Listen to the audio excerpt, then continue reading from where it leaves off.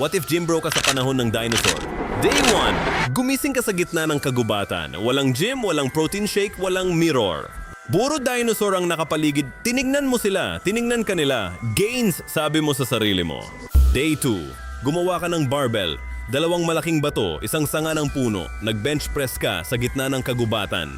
May T-Rex na lumayo. Akala siguro niya nag-warm up ka pa lang. Congratulations, naimbento mo ang unang gym sa kasaysayan. Day 3, nagsimulang manood ang mga prehistoric na tao. Isang lumapit, sinubukan ang bato. Di niya makuha. Kinabukasan, 10 tao na ang naglinya. Spot mo ko, lads. Day 4, may bumisita na babae. Naka-leopard print na balat ng hayop. Si Mommy Oni pala. Tiningnan niya yung barbell mo. Sabi niya, Pinapakita siya sa akin. napatingin lahat ng tribo. Tuloy ka lang mag-curl. Day 5, tinuruan mo yung T-Rex. Di makuha ang squat. Maikli ang kamay. Triceratops, nag-bench, nabali lahat, dinosaur pa lang. Talo na sa form check. Sabi mo, next time mag-cardio na lang kayo. Day 6, lahat ng tribo jacket na, lahat may gains, lahat nag-flex sa isa't isa.